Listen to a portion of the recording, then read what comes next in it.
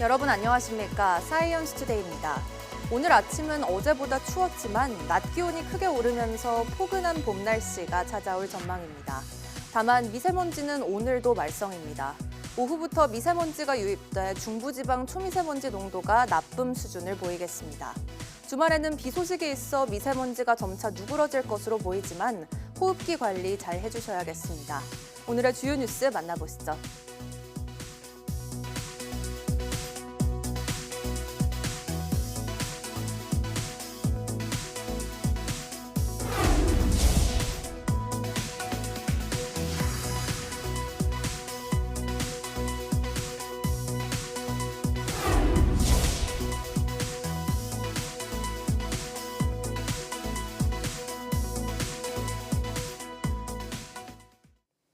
추위는 누그러졌지만 스모그의 황사까지 가세하면서 어제 전국의 하늘이 종일 답답했습니다. 황사는 밤사이 점차 해소됐지만 스모그는 오늘 또 한 차례 유입될 것으로 보여 미세먼지의 공습은 주말 전까지 이어질 것으로 보입니다. 김민경 기자의 보도입니다. 63빌딩에서 내려다본 서울 도심. 온 도시가 먼지에 갇혀 다리의 형체조차 희미합니다. 짙은 먼지 속에서 출근길 도로는 차량의 전조등 불빛만 간신히 모습을 드러냅니다. 풀리고 좀 포근한 느낌이 들어서 바깥 활동하기에는 좀 좋은 것 같습니다. 다만 좀 미세먼지가 좀 좋지 않아서 좀 마스크는 좀 쓰고 다녀야 될 것 같습니다. 지난 밤사이 중국발 스모그가 유입된 가운데 그제 중국 북부지방에서 발원한 황사까지 북서풍을 타고 들어왔기 때문입니다. 서쪽부터 점차 대기질이 나빠지더니 어제 한때 초미세먼지 농도는 세제곱미터당 95 마이크로그램, 미세먼지는 163 마이크로그램까지 치솟았습니다. 특히 백령도와 흑산도, 목포에서는 지난달 27일에 이어 올해 들어 두 번째로 황사가 관측됐습니다. 스모그와 황사는 모두 대기질을 악화시키는 현상입니다. 스모그는 대기 중 오염물질이 햇빛과 반응해서 생성돼 입자가 작고 회색빛을 띠게 되지만 황사는 사막이나 건조한 지역에서 발생한 모래먼지가 바람을 타고 이동해 비교적 입자가 크고 누런색을 띠는 특징이 있습니다. 하지만 하늘을 가득 메웠던 잿빛 장막은 강한 바람이 불며 대기 확산이 원활해지자 오후부터 빠르게 해소됐습니다. 미세먼지는 밤사이 잠시 주춤하다 오늘 오후부터 다시 영향을 줄 전망입니다. 27일 오후부터 중부 지역을 중심으로 다시 국외 미세먼지가 유입되며 농도가 높아질 것으로 예상됩니다. 추위가 꺾이자마자 찾아온 불청객 미세먼지는 주 후반까지 더 심수를 부리다 3일절 연휴인 주말부터 전국에 비구름이 유입되며 해소될 전망입니다. YTN 김민경입니다. 전력망 확충법과 고준위 방사성 폐기물 관리 특별법, 해상풍력 특별법 등 이른바 에너지 3법이 국회 법제사법위원회 심사를 통과했습니다. 여야 합의로 의결된 만큼 이들 법안은 오늘 본회의 문턱도 넘을 것으로 보입니다. 전력망 확충법은 정부가 대규모 전력이 필요한 첨단 산업 등을 지원하기 위해 신속하게 송전선을 확충할 수 있도록 기본 계획을 세우고 행정 절차를 간소히 하는 내용을 담고 있습니다. 고준위 방폐장법은 원자력 발전 과정에서 나온 사용 후 핵연료 보관 시설을 짓기 위한 법으로 방사성 폐기물 저장 용량을 정부가 마음대로 바꿀 수 없게 하고 방폐장 지역 주민을 지원하는 조항 등이 담겼습니다. 해상풍력법은 풍력발전 사업을 촉진하기 위해 관련 규제를 풀어주는 내용이 핵심으로 필요할 경우 예비 타당성 조사를 면제할 수 있게 하는 조항 등이 포함됐습니다. 정부가 개강을 코앞에 두고 의료계에 26학년도 의대 정원 동결 가능성을 전한 것으로 알려졌습니다. 의사들의 주장을 반영해 의대 정원을 논하는 수급추계위원회도 보건의료정책심의위원회 바깥에 두는 방안을 추진하기로 했는데요. 정작 의료계는 별 반응이 없는 상황입니다. 이문석 기자입니다. 교육부가 의대 정상화를 위해 26학년도 정원 동결 카드를 꺼냈습니다. 지난 24일 간담회에서 이주호 부총리 겸 교육부 장관이 의대 학장들의 제안을 수용할 수 있다는 뜻을 전한 거로 알려졌습니다. 단 의대생 복귀를 정원 동결 전제 조건으로 달았습니다. 더 나아가 정부는 의사협회에 내년도 정원 동결을 제안한 거로 전해졌습니다. 정부가 정원 동결을 거론한 건 그만큼 다급한 상황을 반영합니다. 동맹 휴학 중인 의대생들이 올 1학기엔 돌아올 거로 생각했지만 이달 중순까지 복귀율이 8.2%에 머물렀기 때문입니다. 저희가 거의 매일 지금 소통을 하고 있고 최대한 마지막 노력을 기울이고 있습니다. 네. 정부는 의대 정원 결정을 위한 의료인력 수급 추계위원회 구성과 관련해서도 한 발 물러서기로 했습니다. 추계위를 보건의료정책심의위원회 산하에 설치하겠다던 입장을 바꿔 별도 합의기구 아래 두는 내용으로 국회에 법안 수정안을 제출한 겁니다. 잇따른 회유책 제시 소식에도 의료계는 아직 큰 반응이 없는 상태입니다. 의사협회는 일부 언론이 정부가 정원 동결을 의협에 제안했다는 보도에 대해 공식적, 비공식적으로 제안받은 바가 없다고 선을 그었습니다. 오히려 의대 정원은 정부가 내놓을 의대 교육 종합대책을 보고 논의하는 게 순서라고 답했습니다. 기대했던 반응이 나오지 않아서인지 교육부는 부총리의 정원 동결 제안 등에 대해 비공개로 논의가 진행돼 구체적인 사항을 밝힐 수 없다는 공식 입장을 발표했습니다. YTN 이문석입니다. 의사가 언제 얼마나 필요한지를 논의하는 의료인력 수급추계위원회를 보건의료정책심의위원회가 아닌 별도기구 산하에 설치하자고 정부가 제안했습니다. 보건복지부는 국회가 입법을 추진 중인 보건의료인력 수급추계위 설치 법안과 관련해 수정 대안을 제출했습니다. 정부는 수정안에 사회적 합의기구로 의료인력 양성위원회를 신설하고 인력위 산하에 직종별 추계위를 설치하는 방안을 담았습니다.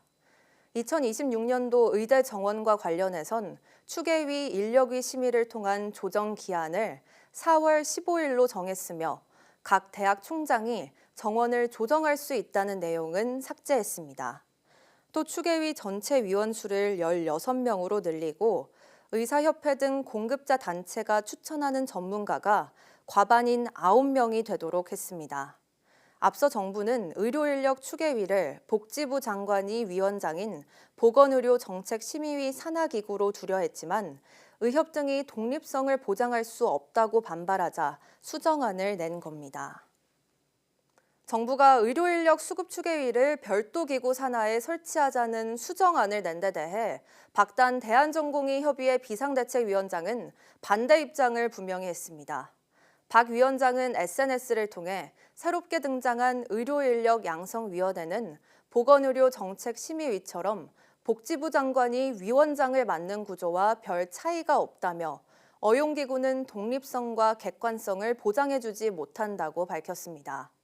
또 추계위 구성과 2026년 의대 정원 논의는 구분해야 한다면서 26년 정원을 추계위에서 논의하는 건 현실적으로 어려워 법안과 분리해 다루는 게 바람직하다고 주장했습니다. 대한의사협회 김성근 대변인도 아직 정부의 수정안에 관해 구체적으로 논의하지 못했지만 신설되는 인력위가 결국 장관 소속이면 다를 바가 없다며 부정적 반응을 보였습니다. 교육당국이 새학기를 앞두고 이달 말로 예정했던 의학교육 지원 방안의 발표를 미루기로 했습니다. 교육부는 오늘 공지를 통해 의학교육 지원 방안의 이번 달 발표가 어렵게 됐다며 발표 연기를 공식적으로 밝혔습니다. 그러면서 의대생 복귀와 학사 정상화를 위해 의료계, 의학교육계와 협의하고 있다며 조속한 시일 안에 발표할 수 있도록 노력하겠다고 말했습니다. 교육부는 의학교육 정상화와 질 제고를 위해 의대 교육의 주체인 대학과 한국의과대학 의학전문대학원협회, KAMC 등과 협력해 맞춤형 교육과 안정적 지원을 내용으로 의학교육 지원 방안을 마련하고 있습니다. 앞서 교육부는 지난해 의대생 집단 휴학으로 인한 2024, 2025학년도 학생들이 한 번에 교육을 받는데 지장이 있을 것이라는 우려가 있다며 관련 대책을 2월 중 발표할 것이라고 밝혔습니다. 미국에서 2015년 이후 처음으로 홍역에 따른 사망자가 나왔습니다. 홍역은 예방접종 2번이면 감염을 대부분 막을 수 있는데 팬데믹 기간 백신 회의론이 고개를 들며 접종률이 낮아진 게 영향을 줬다는 분석입니다. 홍주혜 기자가 보도합니다. 공기로 전파되는 호흡기 감염병 홍역이 지난달부터 미국 텍사스주에서 확산하고 있습니다. 주 경계를 넘어 인접한 뉴멕시코주까지 퍼졌고 결국 이번 유행 첫 번째 사망자가 나왔습니다. 백신을 맞지 않은 학령기 어린이로만 알려졌는데 미국에서 홍역 환자가 숨진 건 10년 만에 처음입니다. 이런 가운데 케네디 주니어 보건복지부 장관은 홍역에 따른 사망자가 1명 더 있다고 공개했습니다. There are 2 people who have died, but we're watching it, and there are about 20 people hospitalized, mainly for quarantine. 문제는 유행이 쉽게 가라앉을 기미가 없다는 겁니다. I'm hearing from colleagues on the ground there that there may be many more cases that still haven't yet been confirmed. 5살 이하 영유아에게 특히 치명적인 홍역은 예방접종 2번이면 감염을 막을 수 있습니다. 하지만 미국에선 코로나19 팬데믹 기간 백신에 대한 신뢰가 떨어지면서 접종률이 낮아진 게 이번 유행에 영향을 준 것으로 보입니다. 게다가 보건복지부 수장인 케네디 주니어부터 백신 음모론자인 만큼 홍역은 물론 감염병 대처 전반에 구멍이 뚫릴 수 있다는 우려도 커지고 있습니다. YTN 홍주혜입니다. 아프리카 우간다에서 에볼라 바이러스병 환자가 잇따르자 방역당국이 우간다를 비롯한 아프리카 7개국 입국자의 검역을 강화하기로 했습니다. 질병관리청은 어제부터 우간다와 남수단, 르완다, 케냐, 콩고 민주공화국, 탄자니아, 에티오피아를 에볼라 바이러스병 검역관리 지역으로 지정한다고 밝혔습니다. 에볼라 바이러스병은 에볼라 바이러스 감염에 의한 급성 발열성, 출혈성 질환으로 치사율이 높지만 상용화된 백신이나 치료제가 없습니다. 방역당국은 인천공항 에티오피아 직항편 게이트에 역학조사관과 공중보건의 등을 배치해 발열 여부를 감시하고 증상자가 신고할 수 있도록 검역을 강화할 방침입니다. 호모사피엔스가 15만 년 전 아프리카 열대우림에서 생활했다는 연구 결과가 나왔습니다. 독일 막스 플랑크 지구인류학 연구소는 서아프리카 코트디부아르 남부 열대우림에서 발견된 초기 인류 유적지의 석기 등을 분석한 결과 이 같은 결론을 도출했다고 밝혔습니다. 유적지에서 발견된 석기 등 유물은 광자극 발광 연대 측정과 전자 스핀 공명 연대 측정법 등으로 살펴본 결과 약 15만 년 전에 제작된 것으로 나타났습니다. 연구진은 이를 바탕으로 아프리카 열대우림이 15만 년 전 호모사피엔스에게 거주하기 어려운 환경이 아니라 초기 인류가 거주하며 진화해온 중요한 지역 가운데 하나였을 수 있다고 설명했습니다.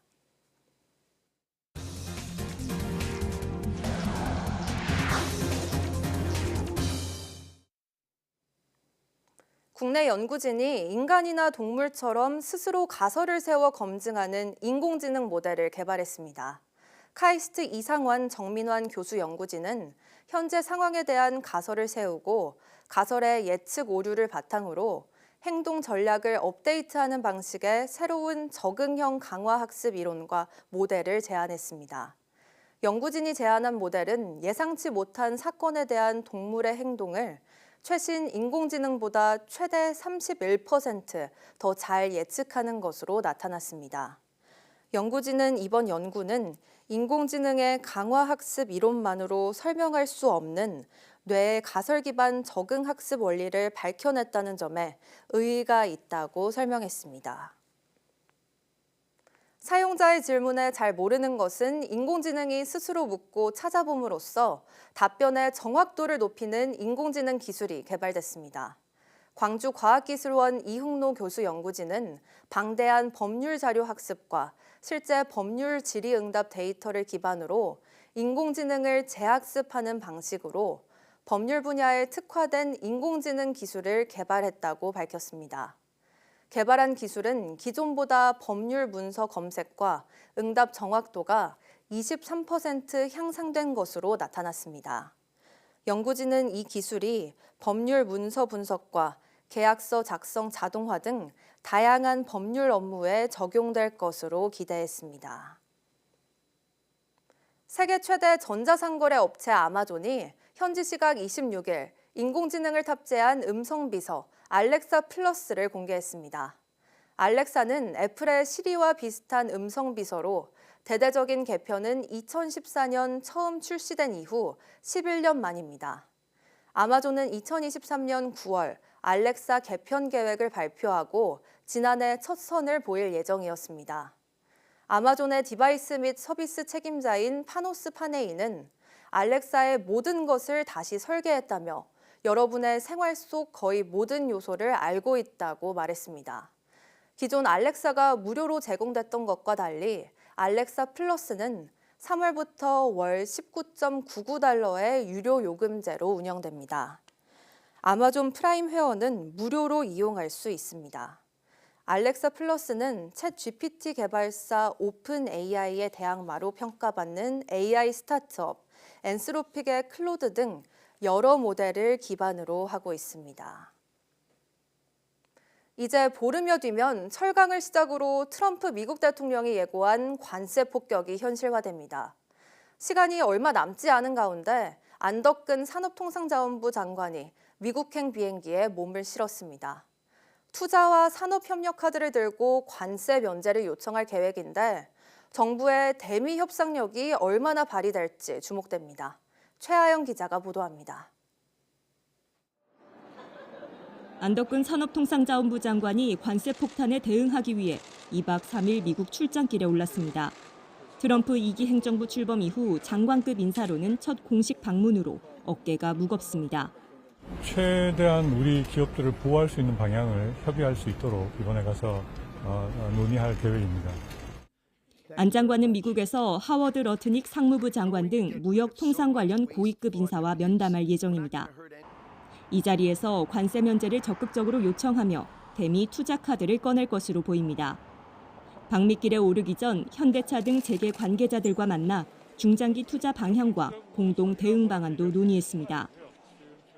안 장관은 최근 러트닉 장관이 한국 기업인들에게 투자 기준으로 10억 달러를 언급한 데 대해선 충분히 맞출 수 있다고 밝혔습니다. 그래서 우리 기업들이 그동안 투자한 것도 있고 앞으로 투자할 부분에 있어서 충분히 그걸 맞출 수 있는 부분이 많이 있어서. 안 장관은 미국이 필요로 하는 조선과 에너지 등 산업 협력을 또 다른 협상 카드로 꺼낼 계획입니다. 다만 협상이 단번에 끝날 수 없는 만큼 이번 만남에서 서로의 요구 사항을 확인하고 이후 협상의 물꼬를 트는 데 주력할 방침입니다. 탄핵 정국으로 다른 나라보다 한 발 늦게 시작되는 대미 관세 협상. 사흘간 일정 뒤 안 장관이 들고 올 첫 협상 결과에 관심이 쏠립니다. YTN 최하영입니다. 도널드 트럼프 미국 대통령은 유럽연합에 대한 관세를 매우 조만간 발표할 것이라고 말했습니다. 트럼프 대통령은 백악관에서 열린 첫 내각 회의에서 유럽에 부과할 관세에 대한 결정을 내렸고 세율은 25%가 될 것이라고 밝혔습니다. 또 유럽연합에 대한 관세는 보편 관세 형식으로 적용될 것이지만 자동차에 특히 타격을 줄 것이라고 강조했습니다. 트럼프 대통령은 또 유럽연합은 미국을 망치기 위해 만들어졌고 그 목적을 잘 수행해 왔다며 EU에 대한 반감을 노골적으로 드러냈습니다. 도널드 트럼프 미국 대통령이 유럽산 수입품에 대한 25% 관세 부과를 예고하자 유럽연합 집행위원회가 단호하고 즉각적인 대응을 천명했습니다. 올로프 질 EU 집행위 무역 담당 대변인은 현지 시간 26일 EU는 자유롭고 공정한 무역에 대한 정당화될 수 없는 장벽에 맞서 단호하고 즉각적으로 대응할 것이라고 말했습니다. 그러면서 EU는 언제나 유럽 산업과 노동자, 소비자를 정당화될 수 없는 관세들로부터 보호할 것이라고 강조했습니다. 미국 시카고의 미드웨이 국제공항에서 사우스웨스트 항공사 여객기가 착륙을 시도하다가 소형 자가용 비행기와 충돌 직전 가까스로 피하는 아찔한 사고가 발생했습니다.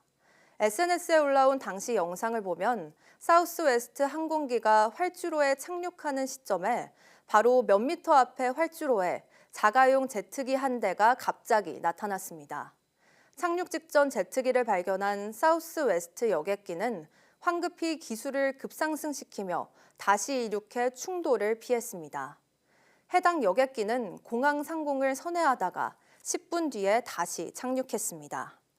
미국 언론들은 미 연방항공청 조사 결과 활주로를 가로질러 움직인 자가용 제트기는 허가를 받지 않고 활주로에 진입한 것으로 확인했다고 보도했습니다. 사우스웨스트 항공사는 다행히 이번 사고로 다친 사람은 없다고 발표했습니다. 경기 안성 고속도로 교량 붕괴 사고가 난 뒤 인근 마을 주민들은 뜬 눈으로 밤을 지샜습니다. 교각에 얹혀있는 대형 장비가 떨어지는 등 2차 피해가 생기지는 않을까 불안을 호소하고 있습니다. 표정우 기자가 보도합니다. 철근이 드러난 콘크리트가 여기저기 흩어져 있습니다. 주민들 터전 바로 옆 사고 현장에는 떨어진 구조물 잔해가 그대로 남아 있습니다. 최고 높이 52m, 상판이 무너진 교각 위에도 사고 당시 구부러진 파란색 특수장비가 여전히 위태롭게 얹혀 있습니다. 주민들은 혹시라도 초대형 장비가 떨어져 2차 사고가 나지는 않을지 걱정이 큽니다. 너무 불안하지요, 지금도. 저거 얼른 처치해야지요, 저거 얼른. 동네 사람들 살게 해야지, 동네 사람 이래가고 살고서요, 여기. 해체 작업한다고 그러면 이 하는 과정에서 또 위험한 일들이 많이 일어나지 않을까 걱정이. 눈앞에서 교량 붕괴 장면을 목격한 주민들은 충격에 뜬 눈으로 밤을 새웠습니다. 저 다리랑 저런 것만 봐도 막 가슴이 뛰고 막 다리에 힘이 빠져요. 그리고 저쪽에 열차처럼 파랗게 길게 있는 것도 저것도 언제 어느 때 저게 무너질지도 모르겠고. 사고 이후 작은 소리에도 놀라는 아내가 걱정돼 병원을 찾기도 했습니다. 어제 내가 퇴근해서 문을 확 열었는데 놀래. 왜 이래 그랬더니 나도 몰라 그러더라고. 안성시청은 주민 안전을 위해 보건소에서 심리 상담을 진행하고 있습니다. 사고로 10명의 사상자가 발생한 가운데 주민들의 불안은 쉽게 가라앉지 않고 있습니다. YTN 표정우입니다. 전문가들은 서울 세종고속도로 교량 붕괴 사고가 공법 자체의 문제보다는 시공 과정의 실수 등으로 발생한 것으로 보고 있습니다. 이런 가운데 정부는 사고 현장과 같은 공법을 쓴 고속도로 공사를 전면 중단시켰습니다. 최두희 기자입니다. 10명의 사상자가 발생한 서울 세종고속도로 교량 상판 붕괴 사고.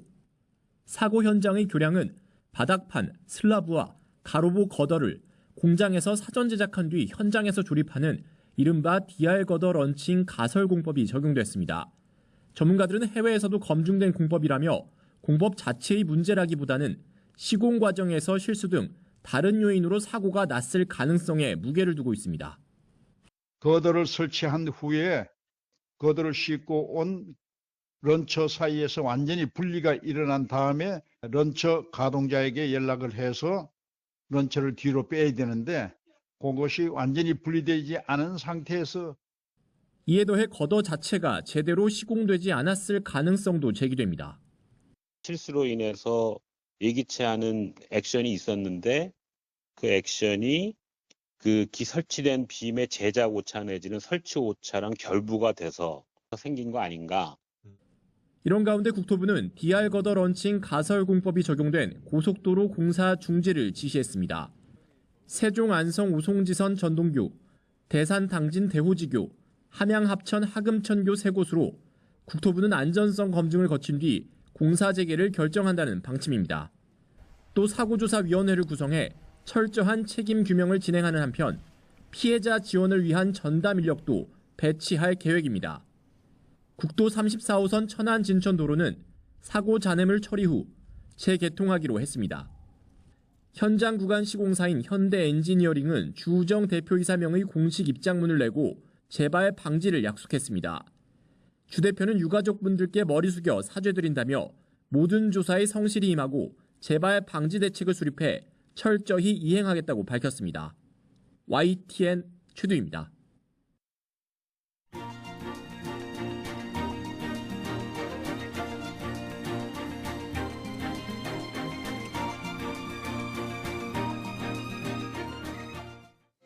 2월 27일 오전 사이언스 투데이 마칩니다. 오후 뉴스도 많은 시청 바랍니다. 시청해주신 여러분 고맙습니다.